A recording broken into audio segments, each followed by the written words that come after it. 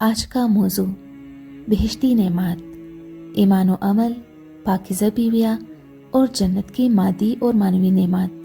بسم اللہ الرحمن الرحیم۔ تفسیر نمونہ جلد اول، تفسیر سورہ بقرہ کی آیت نمبر 24۔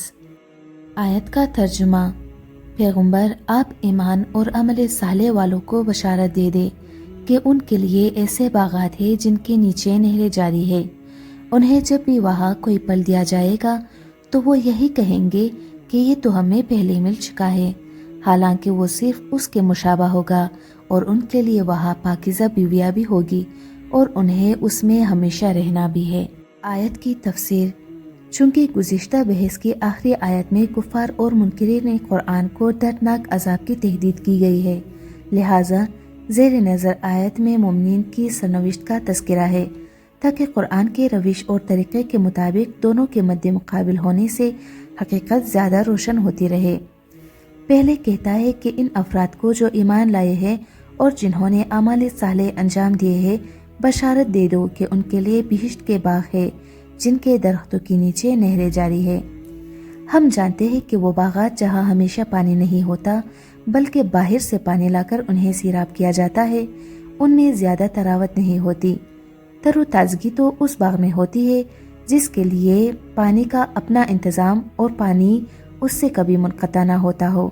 ایسے باغ کو خشک سالی اور پانی کی کمی کا خطرہ نہیں ہوتا، اور بہشت کے باغات اسی طرح کے ہیں۔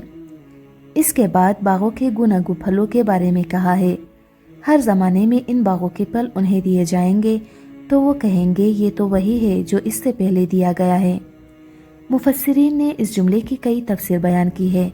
بعض کہتے ہیں اس کا مقصد یہ ہے کہ نعمات ان کی اعمال کی جزا ہے جنہیں ہم پہلے دنیا میں انجام دے چکے ہیں، اور یہ موضوع پہلے سے فراہم شدہ ہے۔ بعض کہتے ہیں کہ جس وقت جنت کے پھل دوبارہ ان کے لیے لائے جائیں گے تو وہ کہیں گے کہ یہ تو وہی میوہ ہے جو ہم پہلے کھا چکے ہیں، لیکن جب اسے کھائیں گے تو وہ دیکھیں گے کہ ان کا ذائقہ نیا اور لذت تازہ ہے۔ مثلاً سیب اور انگور جو اس دنیا میں کھاتے ہیں ہر دفعہ وہی پہلا والا ذائقہ محسوس کرتے ہیں، لیکن جنت کے میوے جس قدر بھی ظاہراً ایک قسم کے ہو ہر دفعہ ایک نیا ذائقہ دیں گے، اور یہ اس جہاں کی خصوصیات میں۔ کچھ اور حضرات کے نزدیک اس کا مقصد یہ ہے کہ جب جنت کے میووں کو دیکھیں گے تو انہیں دنیا کے میووں سے مشابہ پائیں گے تاکہ نامانوسی کا احساس نہ ہو، لیکن جب کھائیں گے تو ان میں تازگی اور بہترین ذائقہ محسوس کریں گے۔ بعید نہیں کہ آیت میں ان تمام مفاہیم تفاسیر کی طرف اشارہ ہو، کیونکہ قرآن کے الفاظ بعض اوقات کئی معنی کے حامل ہوتے ہیں۔ اس کے بعد قرآن مزید کہتا ہے کہ ان کے لیے ایسے پل پیش کیے جائیں گے جو ایک دوسرے سے مشابہت رکھتے ہوں گے، یعنی وہ سب خوبی اور زیبائی میں ایک جیسے ہوں گے۔ وہ ایسے اعلیٰ درجے کے ہوں گے کہ انہیں ایک دوسرے پر ترجیح نہ دی جا سکے گی۔ یہ اس دنیا کے میووں سے برعکس بات ہوگی، جہاں بعض کچے ہوتے ہیں اور بعض زیادہ پک جاتے ہیں، بعض کم رنگ اور کم خوشبو ہوتے ہیں اور بعض خوشبو رنگ، خوشبودار اور معطر ہوتے ہیں، لیکن جنت کے باغات کے میوے ایک سے بڑھ کر ایک خوشبودار، ایک سے ایک میٹھا اور ایک سے ایک بڑھ کر جاذب نظر اور زیبا ہوگا۔ اور آخر میں جنت کی جس نعمت کا ذکر کیا گیا ہے وہ ہے پاک و پاکیزہ بیویاں۔ فرمایا ان کے لیے جنت میں مطہر و پاک بیویاں ہے، یہ ان تمام آلائشوں سے پاک ہوگی جو اس جہاں میں ممکن ہے ان میں ہو۔ گویا روح و دل پر نگاہ کرے تو پاک، اور جسم و بدن پر نگاہ ڈالے تو پاک۔ دنیا کی نعمات جو مشکلات ہے ان میں سے ایک یہ ہے کہ جس وقت انسان کسی نعمت سے سرفراز ہوتا ہے اس وقت اس کے زوال کی فکر بھی لاحق رہتی ہے اور اس کا دل پریشان ہو جاتا ہے۔ اسی بنا پر یہ نعمتیں کبھی بھی اطمینان بخش نہیں رہتی، لیکن جنت کی نعمتیں چونکہ ابدی و جاودانی ہیں ان کے لیے فنا و زوال نہیں ہے، لہٰذا وہ ہر جہت سے کامل اور اطمینان بخش ہے۔ اس کے آخر میں فرمایا مومنین ہمیشہ ہمیشہ ان باغات بہشت میں رہیں گے۔ نمبر 1، ایمان و عمل صالح۔ قرآن کی بہت سی آیات میں ایمان و عمل صالح ایک ساتھ بیان کیے گئے ہیں۔ یہ ایک طرح کی اس بات کی نشاندہی ہے کہ ان میں جدائی نہیں ہو سکتی، اور حقیقتاً ایسا ہی ہے، کیونکہ ایمان و عمل صالح ایک دوسرے کی تکمیل کرتے ہیں۔ اگر ایمان روح کی گہرائیوں میں اتر جائے تو یقیناً اس کی شعاع انسان کے اعمال کو بھی روشن کرے گی اور اس کے عمل کو عمل صالح بنا دے گی۔ جیسے کوئی چراغ پرنور کسی کمرے میں جلا دے تو روشندان اور دریچوں سے باہر بھی اس کی کرنیں دکھائی دیتی ہیں۔ سورہ طلاق کی آیت 11 میں ہے، جو خدا پر ایمان لے آئے اور عمل صالح انجام دے اسے خدا باغات بہشت میں داخل کرے گا، جہاں درختوں کے نیچے نہریں جاری ہے اور جہاں جانے والے ہمیشہ اس میں رہیں گے۔ اسی طرح سورہ نور کی آیت 55 میں ہے، جو افراد ایمان لے آئے اور اعمال صالح انجام دے خدا کا ان سے وعدہ ہے کہ وہ انہیں روئے زمین کا خلیفہ بنائے گا۔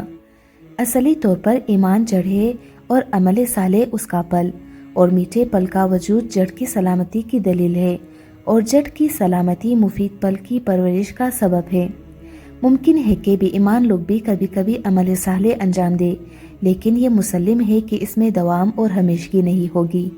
ایمان جو عمل صالح کا ضامن ہے، ایسا ایمان ہے جس کی جڑیں وجود انسانی کی گہرائیوں میں پہنچی ہوئی ہو اور ان کی وجہ سے انسان میں احساس مسئولیت پیدا ہو۔ نمبر 2، پاکیزہ بیویاں۔ یہ امر قابل غور ہے کہ جنت کی بیویوں کی اس آیت سے صرف ایک صفت مطہرتن بیان کی گئی ہے۔ صفت مطہرتن یعنی پاک و پاکیزہ کا ذکر اس بات کی طرف اشارہ ہے کہ بیوی کے لیے سب سے پہلی اور اہم ترین شرط پاکیزگی ہے، باقی صفات سب اس کے ماتحت ہے۔ پیغمبر اکرم کی ایک مشہور حدیث اس حقیقت کو روشن کرتی ہے۔ آپ نے فرمایا، ان سبزیوں سے پرہیز کرو جو کوڑا کرکٹ کے ڈیروں پر اگے۔ عرض کیا گیا، اے اللہ کے رسول، آپ صلی اللہ علیہ وسلم کا مقصد اس سبزی سے کیا ہے؟ آپ نے فرمایا، خوبصورت عورت جس نے گندے خاندان میں پرورش پائی ہو۔ نمبر 3، جنت کی مادی اور معنوی نعمات۔ اگرچہ بہت سی آیات قرآنی میں مادی نعمتوں سے متعلق گفتگو ہوئی ہے، مثلا باغات جن کے درختوں کے نیچے نہریں جاری ہے، قصر و محلات، پاکیزہ بیویاں، رنگ برنگے پھل اور میوے اور ہم مزاج دوست وغیرہ، مگر ان کے ساتھ ساتھ اہم ترین معنوی نعمات کی بھی نشاندہی کی گئی ہے، جن کی عظمت و رفعت کو ہمارے پیمانوں سے ناپنا ممکن نہیں۔ مثلا سورہ توبہ کی آیت 82 میں ہے، خداوند عالم نے ایماندار مردوں اور عورتوں سے باغات جنت کا وعدہ کیا ہے، جن کے درختوں کے تلے نہریں جاری ہے اور وہ ہمیشہ وہی رہیں گے، اور ان کے لیے دائمی بہشتوں میں پاکیزہ مکانات ہے، اور اسی طرح پروردگار کی خوشنودی بھی، جو ان سب سے بالاتر اور یہ عظیم کامیابی ہے۔ سورہ بینا کی آیت 8 میں جنت کی مادی نعمتوں کے تذکرے کے بعد فرمایا گیا ہے، خداوند عالم ان سے خوش ہے اور وہ بھی خدا سے خوش ہے۔ سچ تو یہ ہے کہ اگر کوئی شخص اس مقام پر پہنچ جائے کہ اسے احساس ہو کہ خدا اس سے راضی ہے اور وہ بھی خدا سے راضی ہے، تو وہ تمام لذات کو بلا دیتا ہے، صرف اسی سے دل لگا لیتا ہے، اس کے علاوہ اپنی فکر میں کچھ نہیں لاتا، اور وہ ایسی روحانی لذت ہے کسی طرح بھی زبان و بیان سے ادا نہیں کی جا سکتی۔ خلاصہ کلام یہ کہ چونکہ قیامت و میعاد میں روحانی پہلو بھی ہے اور جسمانی بھی، لہٰذا جنت کی نعمات بھی دو پہلو رکھتے ہیں تاکہ انہیں جامعیت حاصل ہو اور ہر شخص اپنی استعداد اور شائستگی کے مطابق بہرور ہو سکے۔ سامعین محترم، سورہ بقرہ کی تفسیر جاری ہے۔ سورہ بقرہ کی تفسیر مکمل سننے کے لیے میرے چینل کو سبسکرائب کریں، اپنے دوستوں کے ساتھ بھی شیئر کریں تاکہ وہ بھی علم قرآن سے منسلک ہو سکے۔ میرے چینل پر آپ کو سچے اسلامی واقعات کی بھی ویڈیوز ملیں گی۔